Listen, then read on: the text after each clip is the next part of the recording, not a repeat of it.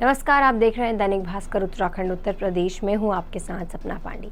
आइए डालते हैं एक नज़र उत्तराखंड उत्तर प्रदेश की खबरों पर। मोरी में वृहद रूप से चलाया गया टीकाकरण अभियान, पशुओं को लगाया गया टीका।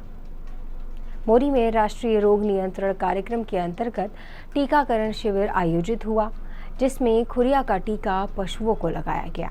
इस कार्यक्रम का द्वितीय चरण 25 जून से 24 जुलाई तक चलेगा।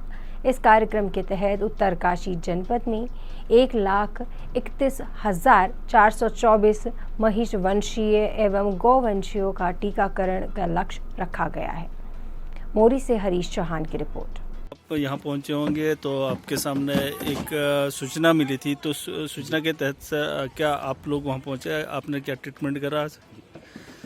ये लगभग रात के 11:30 बजे मेरे पास एक व्यक्ति आया और उनके द्वारा अवगत कराया गया कि उनकी भैंस, उनकी गाय डिस्टोकिया से पीड़ित है। शाम के 4 बजे से उसके पेट में काफ़ी दर्द हो रहा है और लेट रखी है।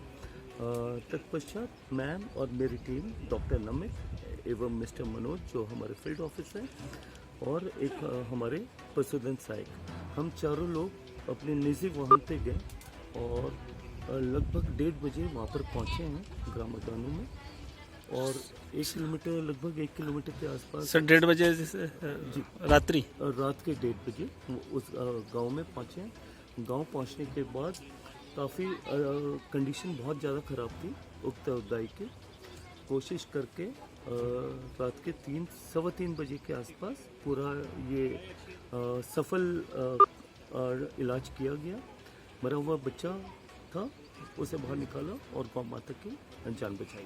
जी सर, क्या ऐसे भी बहुत सारे केसेस आते हैं, तो क्या इस तरह से आप क्या कहना चाहेंगे ऐसे अपने विभाग को? जी कल तो इट वॉज अ फॉर्चुनेट कि मैं था यहाँ पर, बट ऐसा भी नहीं है कि मैं ना भी रहूँ। मेरे कई डॉक्टर्स हैं, कई फील्ड ऑफिसर्स हैं जो अपने कार्य के प्रति बिल्कुल रुचि लेकर काम करते हैं, रिस्पेक्टिव ना रात देखते हैं ना दिन देखते हैं।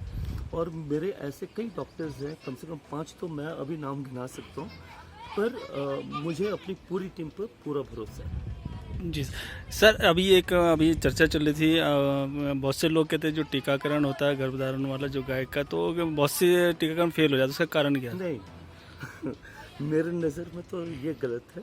टीकाकरण कभी फेल नहीं होता। हमेशा टीकाकरण जानवरों के बचाव के लिए होता है। जैसे आपने अभी पिछले 2 साल से कोविड महामारी देखी, कई लोगों ने, हम लोग ने, आपने, कई लोगों ने कोविड का वैक्सीन तो लगाया है। कोविड से ये टीकाकरण से किसी की मौत नहीं होती है। ये एक सर टीकाकरण जो गर्भधारण वाला जो उसमें हम 5 महीने वो फेल हो जाता है, जैसे उसमें हम लगवाना मना करते हैं। हमारे डॉक्टर्स की टीम ये कहती है कि 5.5-6 महीने के गाभिन के बाद नहीं लगाना चाहिए। जी ओके। क्या ये आरोग्य चिकित्सालय में होना है? ये हर गांव होना है। इसमें लक्ष्य दिए जा चुके हैं हर राजकीय पशु चिकित्सालय में। इसकी टारगेट जो हमारे पशु सेवा केंद्र है उसमें एक पूरी टीम बनी हुई है और हर गांव में ये कार्यक्रम होना है। सर ये टीकाकरण किस चीज़ का हो रहा है, क्या है? FMD क्या होता है? ये FMD का मुफ्त का रोग है, जिसमें आने वाले अभी टीकाकरण इसलिए किया जा रहा है ताकि बरसात के आसपास ये बीमारी ना फैले। पशुओं में एक पशु से दूसरे पशु में रोग होता है, जिसमें मुंह में छाले, पैरों में छाले होते हैं, जिस वजह से गायों में या भैंसों में दूध में कमी आ जाती है, बुखार होता है पशुओं को। तो उक्त बीमारी के रोकथाम हेतु टीकाकरण कार्यक्रम चल रहा है। अल्मोड़ा में सोबन सिंह जीना विश्वविद्यालय में आयोजित हुआ 3 दिवसीय अंतर्राष्ट्रीय सेमिनार में शामिल होंगे पोलैंड, रूस, जर्मनी के साथ नेपाल की विशेषज्ञ।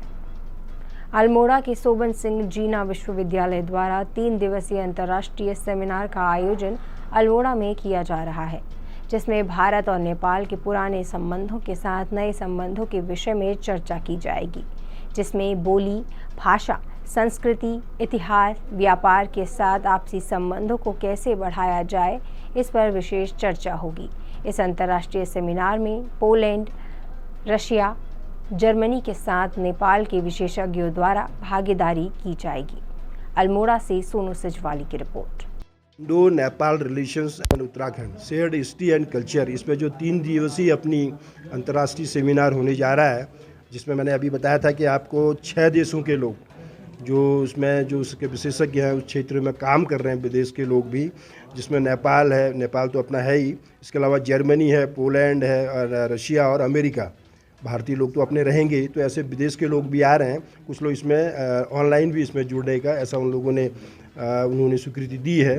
तो इसका जो मूल लक्ष्य है कि ये लक्ष्य ये है कि हम भारत और नेपाल के बीच का जो विगत रहा है, अपनी संस्कृति रही है, जो साझा हमारा पूरा एक परिदृश्य और परिवेश रहा है, तो उसको हम दोबारा से उसमें उसका अवलोकन करें और उन विषयों पे जो कि मुझे लगता है विगत में कुछ समय से उनमें दूरी आई है या कुछ कमियां आई हैं, दूरी नहीं कह सकते, कुछ कमियां आई हैं, उन कमियों को और बेहतर तरीके से और हम उनको नज़दीक ला करके अपने बने, मतलब जो हम एक दूसरे के उसको बहुत बेहतरीन तरीके से हम एक दूसरे को साझा कर सकें। लक्सर में सिंगल यूज प्लास्टिक पर प्रतिबंध को लेकर निकाय प्रशासन हुआ सख्त, धाराओं के अंतर्गत कड़े एक्शन की दी चेतावनी।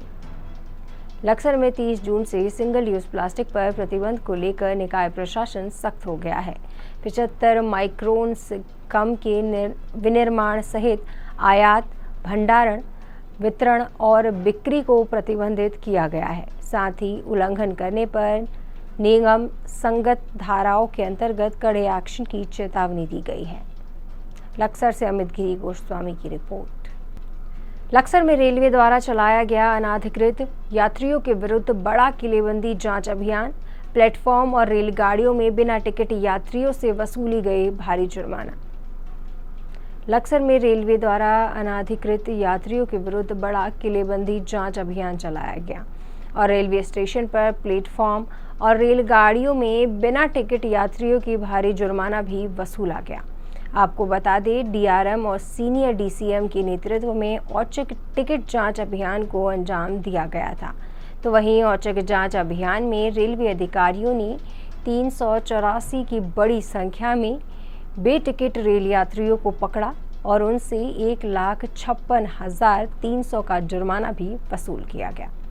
लक्सर से अमित गिरी गोस्वामी की रिपोर्ट।